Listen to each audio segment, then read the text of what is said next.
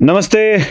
सुन लो सुन लो सुन लो, कान खोल कर सुन लो, ध्यान लगा कर सुन लो, क्योंकि ये कहानी बताने जा रही है हमारी प्यारी दीदी सुषमा अंधारे। तमाम शिवसेना के चले चपाटे इस बात पर जरा गौर करें। सुन लिया? तमाम शिवसेना के चेले चपाटों, जरा ध्यान देकर सुन लो। अब मैं ये सुनाना सुषमा अंधारे की तरफ से क्यों कह रहा हूं, यह भी समझ लेना आवश्यक है, क्योंकि सुषमा अंधारे जिस अंदाज में ये कह रही है ना, उसी अंदाज में ये चीज सुनने की आवश्यकता है। शिवसेना की बैठक हुई। शिवसेना की बैठक में जो भी कोई तमाशा हुआ, उस तमाशे को हमें ठीक से समझ लेना आवश्यक है। शिवसेना के तमाशा में दो तीन चीजें फाइनल हो रही है। एक, शिवसेना अब जल्द ही नए मालिक के पास जाने वाली है। क्या कहते हैं उसे? कार्यकारी प्रमुख। वैसे शिवसेना का प्रमुख एक अलग होता है और कार्यकारी प्रमुख एक अलग होता है। जब बाला साहब बहुत बुरी तरह से बीमार थे, थक गए थे और कुछ कर नहीं पा रहे थे, वो महाराष्ट्र में घूम नहीं पा रहे थे, तब शिवसेना में एक बात चली थी कि नया पद निर्माण किया जाए जो बाला साहब का उत्तराधिकारी हो, और वह नया पद था शिवसेना का कार्यकारी प्रमुख। और उस कार्यकारी प्रमुख पर उद्धव ठाकरे को नियुक्त किया गया था। मतलब बाला साहब शिवसेना के प्रमुख और उद्धव चलाने वाले प्रमुख। हमारे मराठी में उसे कारभारी कहते हैं। ऐसे कार्य का भार वहने वाले, लेकर चलने वाले उद्धव ठाकरे बने। अब धीरे धीरे धीरे उद्धव भी बुढ़ापे की ओर बढ़ रहे हैं। चलो, उम्र है, वो तो होगा ही, लेकिन उनकी उम्र से ज्यादा उद्धव की दिक्कत यह है कि वह बीमार भी रहने लगे हैं। न जाने कितनी बार उनको दिल का दौरा पड़ा है, स्टेंट डाले गए हैं।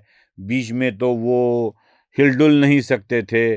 उनको समस्या ये थी कि अगर मक्खी बैठ जाए नाक पे तो उसे हटाए कैसे, ये समस्या होती थी। इतने वो बीमार हो गए थे। तब ऐसी बीमारी की स्थिति में एक नया कारभारी, कार्यकारी प्रमुख की आवश्यकता थी, और बिना किसी को नियुक्त किए स्वाभाविक तौर पर आदित्य के पास ये चला जाएगा, ऐसे लग रहा था। क्योंकि राजा का बेटा ही राजा होता है ना शिवसेना में। बड़ा साहब का बेटा उद्धव, उद्धव का बेटा आदित्य। अब आदित्य की शादी नहीं हुई है, इसलिए वो लंबी पारी खेल सकते हैं प्रमुख के रूप में। पहले वो युवराज के रूप में खेलेंगे, फिर वो महाराज बनेंगे, और महाराज की शादी होगी, तब महाराज को बेटा होगा, उसको युवराज बनाया जाएगा। उसको 25 साल तो उसको बड़ा होने में लग जाएंगे, 2-4 साल तो शादी में लग जाएंगे बच्चा होने तक। 30 साल की एक लंबी पारी आदित्य खेल सकते हैं। लेकिन जैसे ही आदित्य इस पार्टी की कमान संभालने की कगार पर आ गए, वैसे ही संजय राउत की एंट्री हो गई। अब प्रधान चलाने लगा राज्य के पूरे कारोबार को। जिनको प्रधान के रूप, प्रधान भी नहीं, जिनको मैसेंजर के रूप में नियुक्त किया गया था। लाउड स्पीकर को लाउड स्पीकर ही कहा जाता है, व्यक्ति की आवाज नहीं। स्पीकर में से जिसकी आवाज आती है उसी की आवाज को पहचाना जाता है। वैसे संजय राउत एकनाथ शिंदे की माने तो एक भोंगा थे। बापू जोर से उद्धव ठाकरे की आवाज को एम्पलीफाई करने वाला, बड़ा चढ़ाकर बोलने वाला। क्योंकि उद्धव बीमार है, वह कान में धीरे से बोल देंगे और संजय राउत उसे बताकर रख देंगे। कभी कभी क्या होता है कि विचारों को अच्छे आवाज की आवश्यकता होती है। वो फिल्म था ना एक जोरदार तरीके से एक व्यक्ति कहता है, खून भी देंगे, जान भी देंगे, वतन की मिट्टी कभी न देंगे। अब ऐसे ही किसी व्यक्ति को बोला जाए कि उठा के रख दिया जाए, जो महाराष्ट्र के नरहरी झिरवळ के साथ जो व्यक्ति थी उसको अगर बोला जाए तो वो कहेगा खून भी देंगे, जान भी देंगे, वतन की मिट्टी कभी नहीं देंगे रे बाबा। वैसा ना होना, आवाज का जादू होता है, प्रेजेंटेशन का जादू होता है। वैसे उद्धव ठाकरे की बीमारी के कारण क्षीण हुई आवाज को अच्छा ताकत मिले, इसलिए संजय राउत का आवाज सामने किया गया।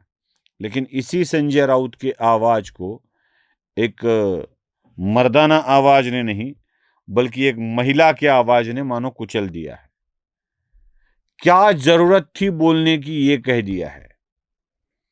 और सुषमा अंधारे जो बोल रही है ना, शिवसेना के तमाम चेले चपाटों सुन लो, यही बात सुन लो कि अब शिवसेना का कारभारी बदलने जा रहा है। अब संजय राउत नहीं संभालेंगे इस कमान को, न संभाल पाएंगे। अब शिवसेना के अगले प्रमुख के रूप में आदित्य काम करेंगे, और आदित्य की तरफ से एम्पलीफायर होकर आवाज कौन बनेगा ये मेरे बताने की आवश्यकता है। तो पहले वाले भोपू की जगह बदल देनी चाहिए, ये दूसरे वाले भोपू ने कह दिया, और ये भोपू की आवाज बदलने की प्रोसेस अब चल रही है। और यही बात याद रखनी चाहिए। संजय राउत का शिवसेना के अंदर का जो दबदबा था, जो रुतबा था, उसको बड़ा धक्का लगा है। सार्वजनिक तौर पर शिवसेना में यूबीटी में रहने वाले आदमी या लोग या नेता यह बोलने की हिम्मत नहीं कर सकते थे। संजय राउत के खिलाफ अगर कोई बोलता है तो शिंदे की शिवसेना के लोग बोलते हैं, ये बर्बाद कर देगा, ये खत्म कर देगा, शिवसेना को खत्म कर देगा, ये बात बोलते थे। इससे पहले एक व्यक्ति ने प्रयास किया था, नागपुर वाले प्रवक्ता थे, शायद उनका नाम मुझे याद नहीं आ रहा है ठीक से, लेकिन उन्होंने यह प्रयत्न किया था, संजय राउत के खिलाफ बोलने का प्रयत्न किया था, लेकिन उनकी आवाज को कुचल दिया गया, दफना दिया गया। तिवारी थे शायद, उनका नाम तिवारी था, फर्स्ट नेम मुझे याद नहीं आ रहा है, लेकिन तिवारी की आवाज को, किशोर तिवारी की आवाज को दबाया गया।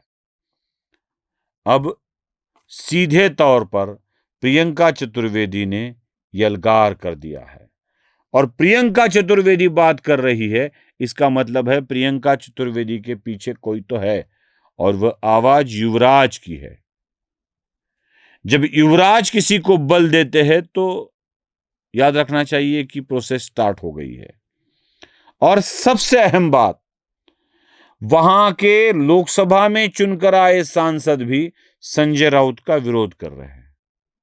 नहीं चाहिए संजय राउत इस बात को कह रहे हैं, क्योंकि कैसा है भाई, मालिक अगर डांटे तो अलग बात है, मालिक के पास काम करने वाला नौकर दूसरे नौकरों को डांटने लगे ना तो बहुत पीड़ा होती है।